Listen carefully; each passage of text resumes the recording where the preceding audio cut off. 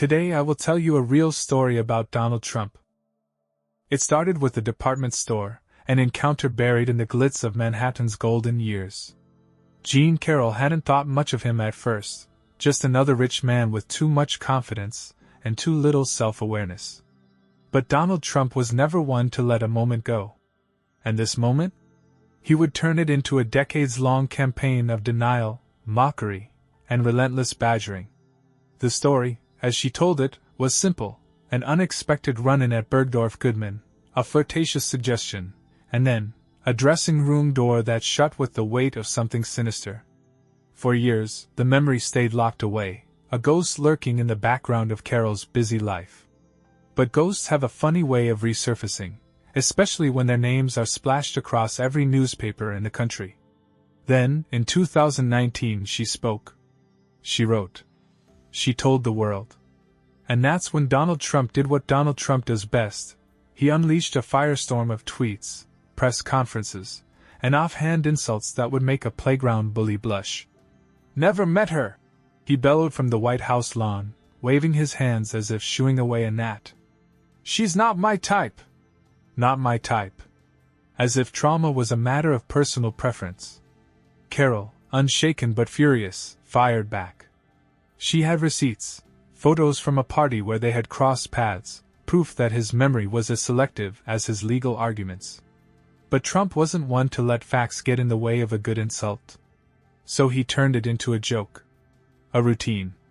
A never-ending bit in the grotesque stand-up comedy show that was his presidency. At rallies, he smirked. "Can you believe it? This woman, this crazy woman, says I did something to her?" The crowd roared.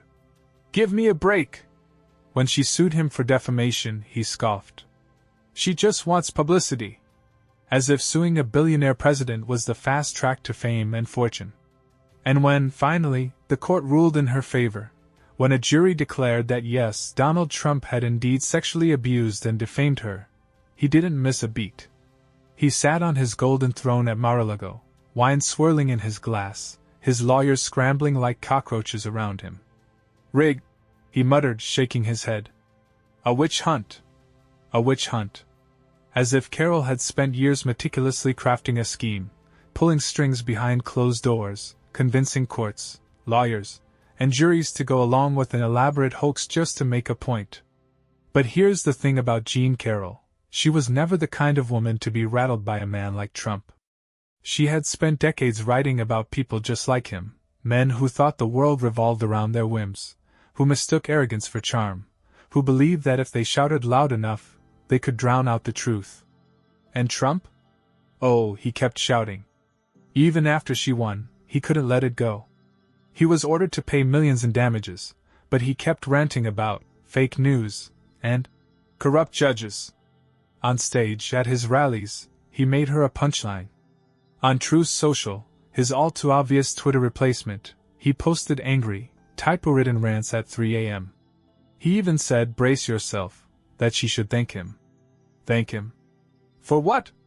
For years of relentless harassment? For trying to turn her story into a sideshow act? For weaponizing his fanbase against her? And yet, through it all, Carroll stood tall. She wasn't just fighting for herself.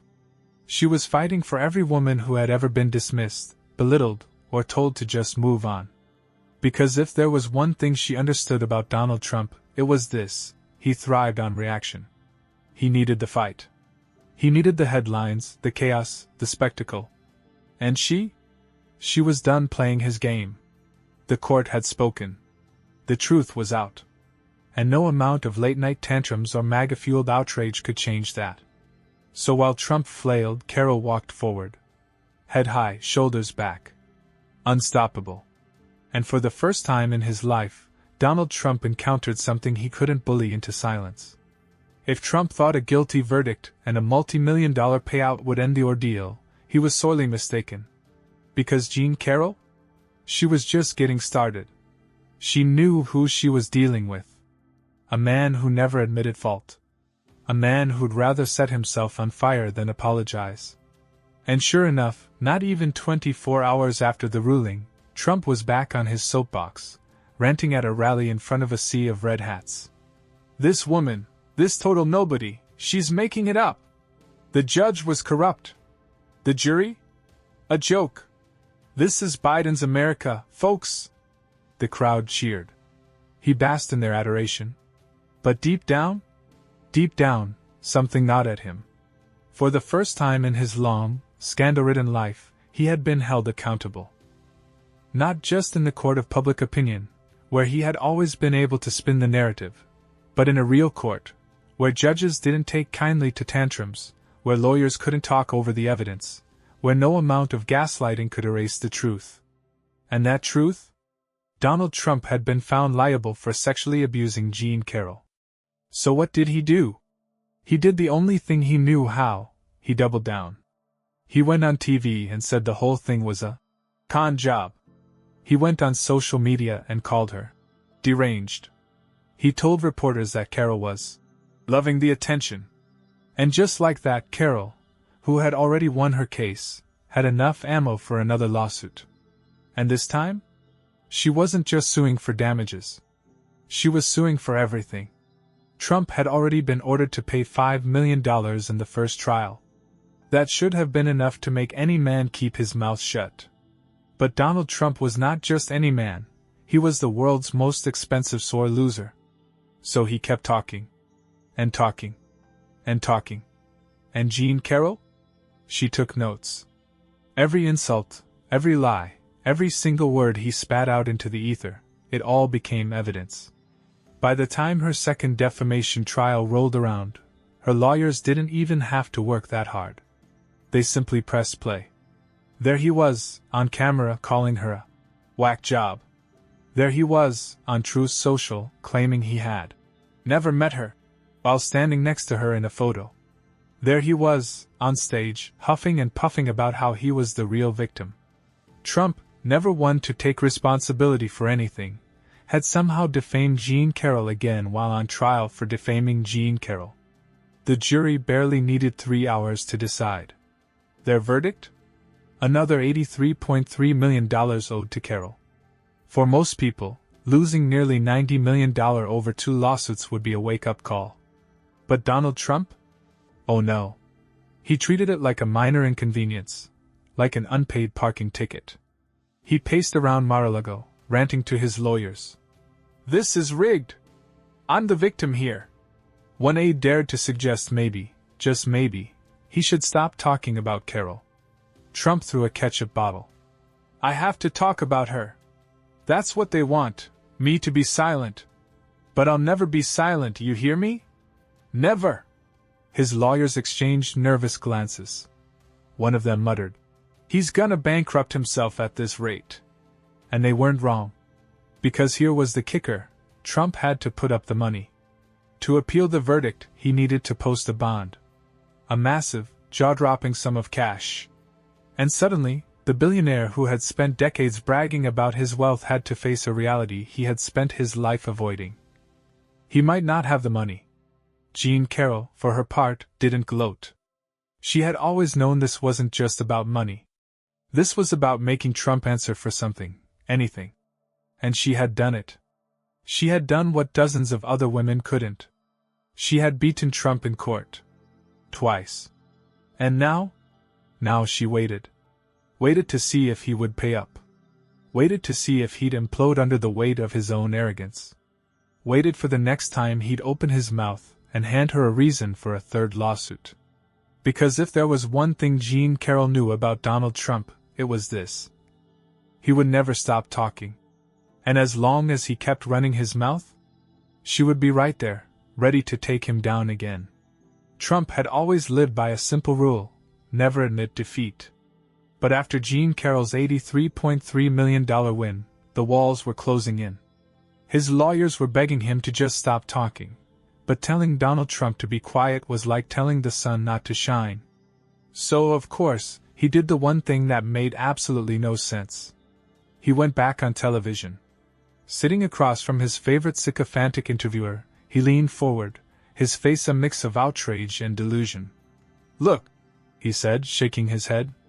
Everyone knows this case was a scam. Everyone. She's a liar. The jury was rigged. And let's be honest, folks, this woman? She's enjoying this. She loves the attention. It's disgusting. Somewhere, Jean Carroll's lawyers were popping champagne. Within hours, Carroll's legal team was drafting papers. Does he ever learn?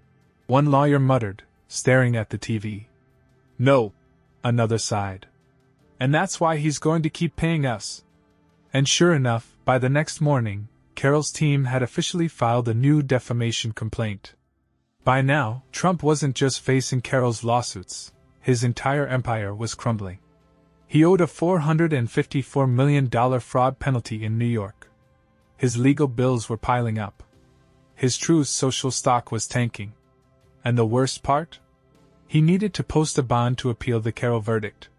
That meant he had to hand over real money. Suddenly, the billionaire, who had built his brand on golden elevators and gaudy hotels, was scrambling to find actual cash. First, he tried to borrow the money. Banks, once eager to finance his empire, now slammed the door in his face. Too risky, they said. You're a walking lawsuit. Then he tried begging his followers. We need your help to fight the witch hunt, his campaign emails screamed. But even his most diehard supporters started hesitating. Wait, one MAGA fan mumbled, staring at the donation page. Didn't he say he was rich? Meanwhile, Carroll? She was winning at life. She did interviews, but only when she felt like it. She continued writing. She went out for long, peaceful walks in Manhattan, the same city where Trump once strutted around like he owned it. When a journalist asked if she was worried about ever running into him again, she laughed. If I do, she said, I'll just remind him he owes me $83 million. As weeks passed, Trump's situation grew desperate. Judges refused to delay his payments. His lawyers stopped returning his calls unless they were sure he could still afford them. His once loyal allies distanced themselves. Then came the worst moment of all, the one he had dreaded for years. A court order. If he didn't post the full bond for the Carroll judgment, they could start seizing his assets. Mar-a-Lago? Trump Tower? The golf courses? All at risk. And for what? Because he couldn't shut up. One morning, as Trump sat at his desk in Mar-a-Lago, fuming, red-faced, his lawyers whispering about liquidating assets, Jean Carroll was out in the world, sipping coffee and enjoying a breeze of poetic justice. She had taken on the most powerful, most bombastic, most shameless man in America. And she had won. Twice. And if he kept running his mouth? Well, she'd be happy to win again. By now, the weight of reality was settling in. Donald Trump, the man who had spent his entire life bulldozing over lawsuits, dodging consequences, and laughing in the face of accountability, was losing. Not just in court. Not just in his bank account. He was losing control. Jean Carroll wasn't just another name on a lawsuit. She was a force of nature. And worst of all, she wasn't afraid of him. Behind the scenes, Trump's legal team was falling apart. One lawyer walked into his office at Mar-a-Lago and dropped a stack of unpaid invoices on his desk. We can't keep doing this, the lawyer muttered, rubbing his temples. Trump, who was scrolling through Truth Social, barely looked up. We'll appeal. We already did. Then we'll appeal the appeal. The lawyer sighed. That's not how this works. Trump slammed his phone down. Well, I don't lose. I don't pay. I don't. The lawyer cut him off. You do now. Jean Carroll wasn't waiting around for Trump to have an epiphany. She had already filed paperwork to start collecting. Every lawyer in Trump's orbit knew what that meant: seized assets, frozen bank accounts, property liens. Jean Carroll wasn't just a plaintiff anymore. She was his creditor. And that was Trump's worst nightmare. The headlines were everywhere. Donald Trump owes $83 million. Jean Carroll moves to collect. Trump scrambles for cash as legal debts mount. Will Trump lose Mar-a-Lago over his big mouth? Reporters swarmed his properties, cameras flashing, asking the one question he couldn't stand. Mr. Trump, how does it feel to be held accountable? He ignored them. He stormed past them. He pretended not to hear. But inside? He was fuming. One morning, as Trump paced inside Mar-a-Lago, a legal notice arrived. Jean Carroll's lawyers were moving to seize his assets. And at the top of the list? His penthouse in Trump Tower. The very symbol of his wealth. His gold-plated kingdom. And now? It was at risk of being sold to the highest bidder. The moment the news hit, the internet exploded. Jean Carroll might own Trump Tower? Memes flooded social media. Carroll standing on Trump's gold balcony, waving. A giant Carroll Tower sign replacing Trump Tower. Trump being escorted out by security, suitcase in hand. And then, the ultimate humiliation. Carroll was asked in an interview if she would actually take Trump's penthouse. Her response? She laughed. "I don't need his apartment," she said.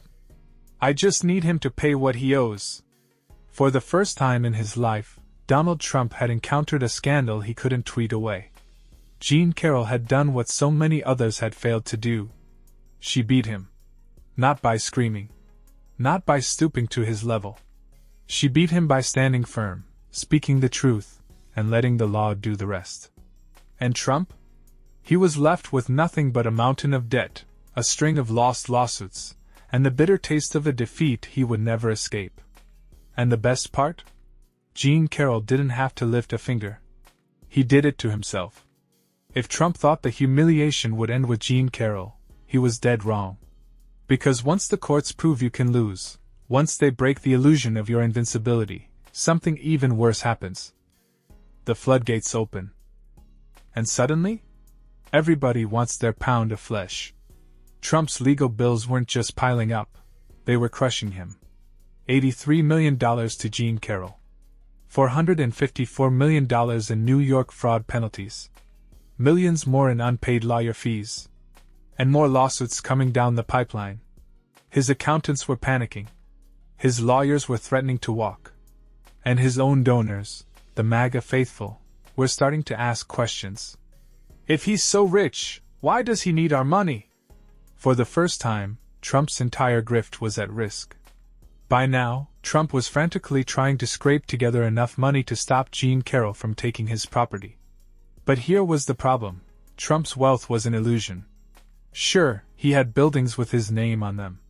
Sure, he had gold-plated elevators. But actual, liquid cash? That was another story. His businesses were drowning in debt. His properties weren't worth what he claimed. And no bank in their right mind would bail him out. So he did what he always did. He begged. Emails flooded MAGA inboxes. Emergency. They are trying to destroy me. Send money now. And at first, the donations trickled in. But then, something shifted. For years, Trump's supporters had given him their hard-earned dollars. But now, they were watching him lose. They were watching him squirm. And worse, they were watching him get desperate. Didn't he say he was a billionaire? Why can't he sell one of his gold toilets? The donations slowed to a crawl. And suddenly, for the first time in his entire career, Trump had to face a terrifying reality. The con was running out of road. The final humiliation. In a desperate last-ditch effort, Trump's lawyers begged Jean Carroll to negotiate. They pleaded for a payment plan. They offered settlements. And Jean Carroll? She laughed. "Oh no," she said. "He's paying in full." And so, with no other options, Trump was forced to sell off his own empire, piece by piece. His prized New York penthouse? On the market. His golf courses? Bankers circling like vultures. Mar-a-Lago? A potential foreclosure nightmare. And the best part? Every single news outlet covered it. The cameras followed him everywhere. No more gold-plated arrogance. No more swagger. Just a broken, bitter old man, watching his empire crumble beneath him. And Jean Carroll? She walked away with her $83 million, and her dignity intact. She had fought back. She had won. And Trump? He was left with nothing. Not even his big mouth could save him now. The world watched as Donald Trump, the man who had once called himself the ultimate winner, faced the ultimate humiliation. His lawyers were quitting. His assets were bleeding away. His MAGA cult was losing faith. And Jean Carroll? She had beaten him so thoroughly that there was nothing left but a shell of a man, drowning in lawsuits and debt. One by one, the symbols of Trump's empire were ripped from his grasp. Trump Tower? The bank seized it. Mar-a-Lago? Foreclosed. His private jet?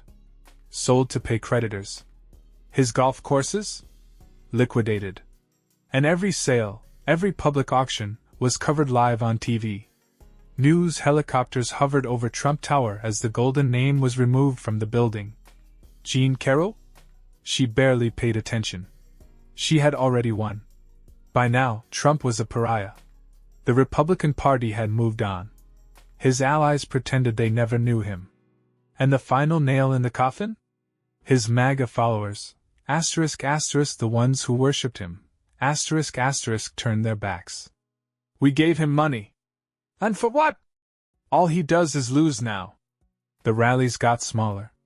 The chants got quieter. And then, one day, they stopped altogether. By the end, he was a shadow of his former self.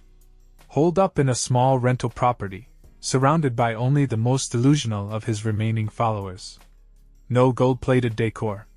No roaring crowds. No more Twitter meltdowns. Just an old man, muttering about how unfair the world was, blaming everyone but himself. Meanwhile, Jean Carroll thrived. She wrote another book. She traveled the world. She lived her life, free from the shadow of Trump's lies. Trump had spent his whole life trying to avoid one thing: losing. But in the end, that's all he ever did. And when the history books were written, they didn't remember him as the fearless billionaire, the unstoppable force. They remembered him as what he truly was: a fraud. A coward. A man who couldn't stop talking long enough to save himself. And Jean Carroll? She walked away with more than just his money. She walked away with justice. And that was priceless. Donald Trump had spent a lifetime running from consequences, but in the end, they caught up to him. Jean Carroll didn't just win in court. She outlasted him. And as the world moved on, he faded away.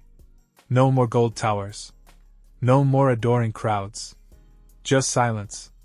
The man who once believed he was too big to fail had finally learned the truth. No one is untouchable.